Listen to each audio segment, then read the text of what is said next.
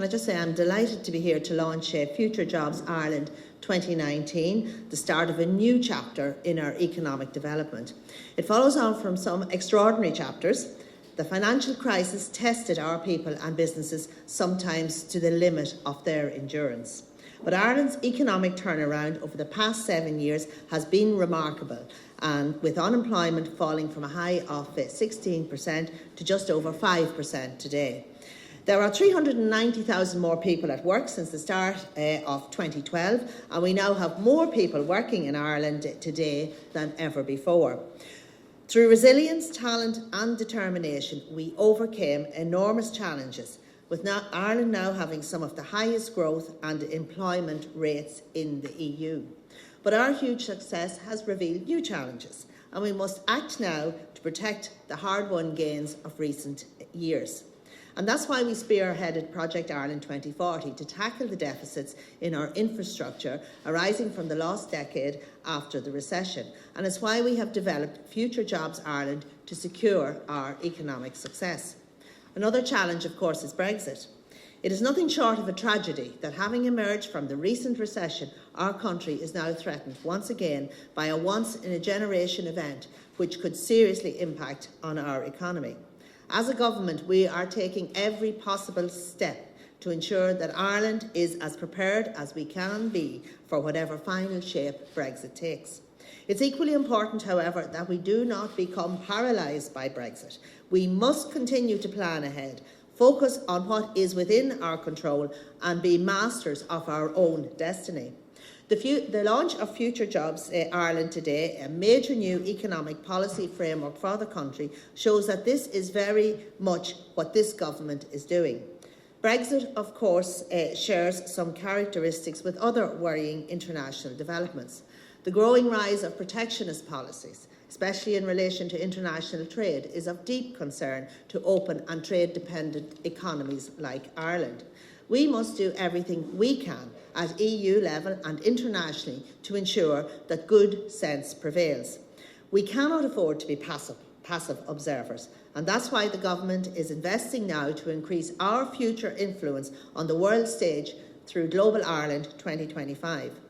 And now, in spite of everything else that's going on around us, it's time to look forward and anticipate future chapters that are yet to be written. Abraham Lincoln once said that the most reliable way to predict the future is to create it. Future Jobs Ireland is about creating the future that we want. Economic development has always been driven by technological change, and we can be certain that more change is ahead. Clearly, we have entered an age of rapid technology advancement, often referred to as the fourth industrial revolution.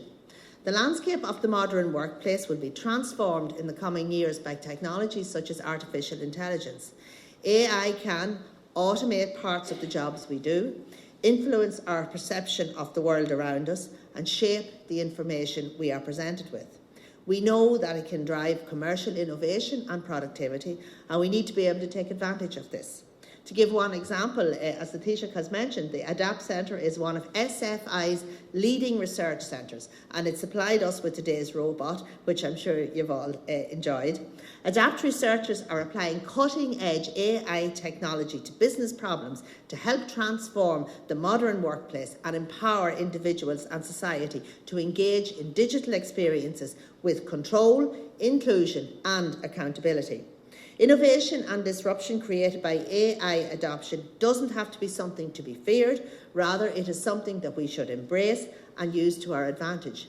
And that is why, as part of Future Jobs Ireland, we will deliver Ireland's first ever National Artificial Intelligence Strategy. We know that change is coming and we cannot predict precisely what this will entail. It's obvious that a highly resilient enterprise base and workforce will mean that we can adapt and succeed as the future unfolds.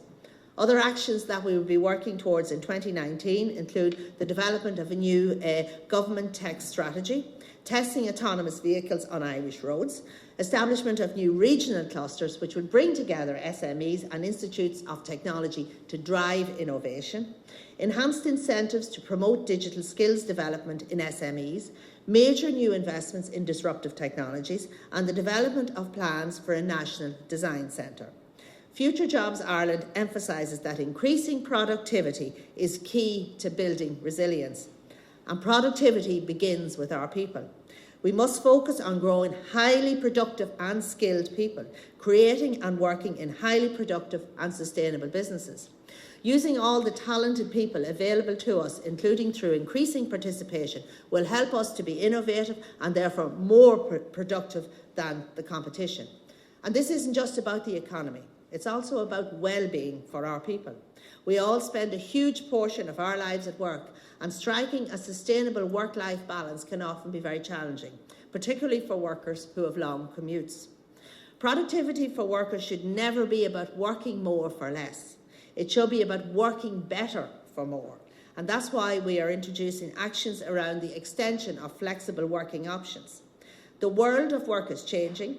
Where once a 9-to-5, Monday to Friday job was the norm, that is no longer necessarily the case.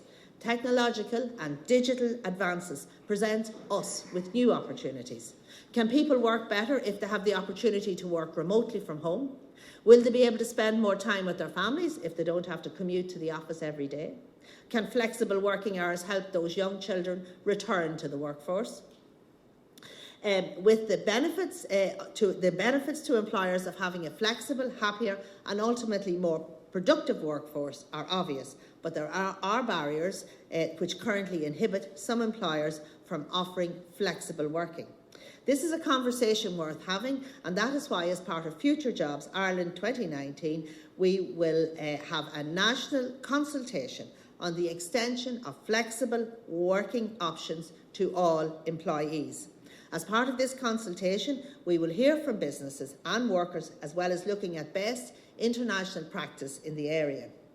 At a time when we are experiencing labour shortages in certain sectors, we will also progress other actions to improve participation in the workforce and encourage an increased emphasis on personal development and upskilling for workers.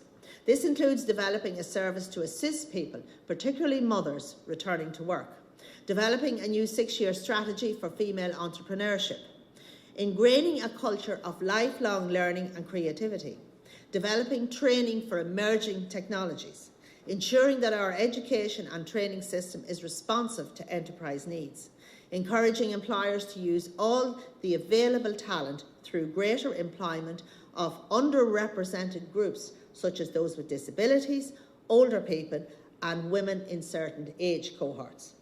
Ireland has a hard-earned reputation as a location of choice for FDI. As we move forward, we want to ensure that our reputation is equally as strong in terms of our support of Indigenous businesses and entrepreneurs. Through the Future Jobs Ireland, we will enhance the powers of our local enterprise offices in collaboration with Enterprise Ireland to ensure that any gaps in supports for Indigenous businesses and start-ups are addressed. We will also work to reduce any barriers or obstacles for businesses by applying a new SME test across government departments to any new legislation or regulations. Our Indigenous businesses are the backbone of our economy. We want to ensure that all ambitious Irish companies, regardless of size, are supported so that they can achieve their full potential. During the boom years, there was a perception that the good times would last forever. Government became complacent. They didn't plan ahead, and as a result, Ireland lost competitiveness. We are determined not to make those same mistakes. And that is why, through Future Jobs Ireland, we will increase the powers of the National Competitiveness Council so that government departments will in future have to formally respond to the Council's recommendations. Never before have we sustained long-term full employment in this country. That is our challenge now, and it is one which this government will embrace. Future Jobs Ireland 2019 is a first, but a very important step on that journey. Its 26 ambitions frame our focus for the years ahead, and I expect it to evolve over time. Each year, new ways to deliver on the ambitions of Future Jobs Ireland will be developed and published. This will be done in consultation with stakeholders, whom I wish to acknowledge and thank for the valuable input provided over the course of its development. I, along with my ministerial colleagues, found our conversations at the National Summit last November to have been invaluable. And I am committed to involving stakeholders as Future Jobs Ireland progresses. Of course, we can have all the best policies and plans in the world, but these will count for nothing unless they are implemented properly. In this regard, Future Jobs Ireland 2019 has set targets for each pillar and measurable performance indicators. Through the Department of the Taoiseach and my own department, we will ensure that every government department and agency steps up to the plate in delivering this ambitious new plan for our country. And I would like to take this opportunity to thank the team in the Department of the Taoiseach, and a particular thanks to my own team, David Hegarty, John Newham and Helena Quilty, for all their hard work in putting this plan together. Progress reports will be published to ensure objectives are delivered on schedule. And before I finish, I think that we can all agree we have a country with great people and great businesses. And I'm confident that if we prepare now for tomorrow's economy by building our resilience, by being better skilled and more productive, by grasping the opportunities and overcoming the challenges ahead, we will write the best chapter yet. Lewis Carroll once said, "If you don't know where you're going, any road will do." Well, we do know where we're going, so let's get going. And on that note, I'll hand you over to my colleague, whom I know has a huge interest in future technology, Minister Paschal Donohoe. Go raibh míle maith.